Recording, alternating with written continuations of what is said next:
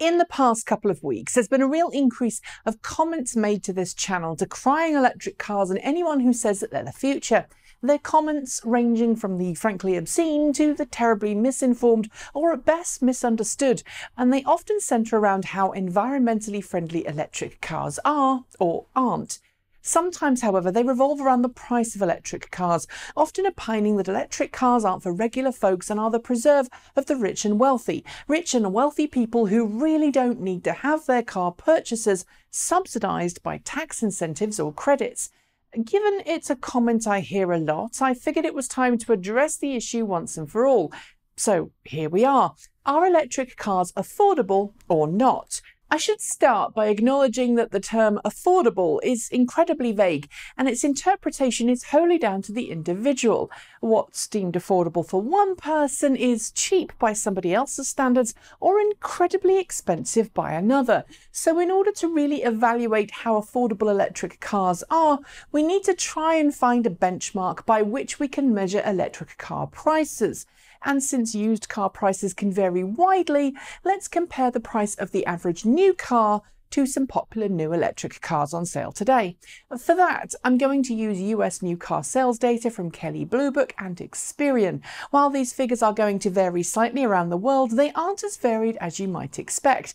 And then I'll compare these figures to some electric cars available today and we'll try to come to a consensus. And remember, we're dealing with average prices, so while there may be cheaper cars out there, we're taking the entire industry and averaging all the different segments and brands to get a final average new car price. Okay, industry figures first. In March, Kelley Blue Book said that the average new car transaction price across all vehicle segments and styles was $35,285. Experian wasn't far off the same figure, stating that the average new car loan in the US in the first quarter of this year was $31,455. If we assume that the average down payment for such a vehicle loan is likely a few $1,000s, well, we're not far off that Kelley Blue Book average figure. It's not just the US either. In the UK, for example, the average new car price is currently hovering around £33,600 sterling, depending on whom you ask. Similar prices exist in every other country I've looked at, something which shows that while people may moan about the price of a new electric car, many new electric cars aren't far off the average price.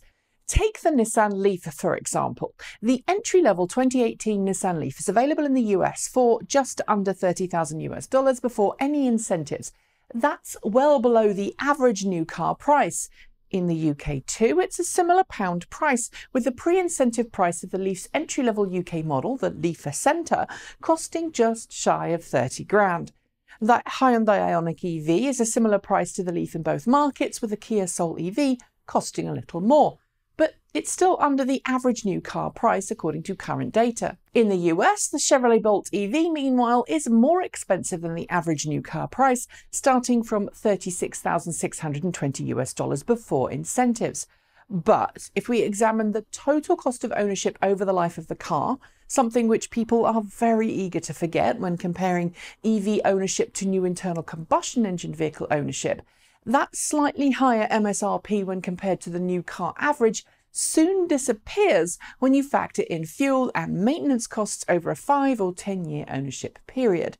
What of the Tesla Model 3? Well, at nearly $60,000 for the fully spec long-range variant, even more if you opt for the dual motor or performance variants, it's well above the average new car price at the moment.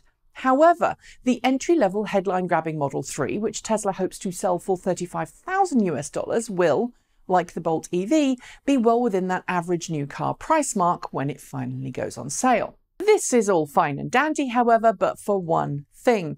The average new car price doesn't necessarily equal affordable. Indeed, in recent years, as new car prices have risen across the board, the average new car auto loan has soared, with both interest rates and loan terms increasing by an alarming rate. Not so long ago, the average new car loan was spread out over 36 or 48 months. These days, the average new car loan is spread out over 72 months or in some cases 96 months, resulting in higher interest payments for car buyers and a far higher number of people ending up in negative equity. Add to that an interest rate increase of 31 base points in just 1 year for new auto loans, and it's clear that what we term affordable is actually simply being offset by even crazier auto loans. So are electric cars affordable or not? Well, if you compare them to other new cars and you assume that the buyer is just as happy to finance an electric car the same as they'd finance an internal combustion engine car, then yes. But if you're looking into the nuts and bolts of traditional vehicle affordability based on the average salary, then no. New electric cars aren't affordable, but then neither is the average new car. Yet, like the crazy subprime lending which led to the recession of 10 years ago, so too are lenders offering people auto loans they really can't afford. With new cars out of the question then, is there a way to answer the affordability question with the affirmative? Yes, you bet. Used cars. With more electric cars being leased and most people choosing not to buy at the end of their lease, there's a great number of lower price electric cars coming to market with reasonable odometer readings, because going over mileage on lease is way too expensive for most people to even contemplate. And at that point, many used electric cars that have been well looked after are most certainly just as affordable as similar mileage and aged internal combustion engine vehicles. That's it. Thanks for joining me and see you next time.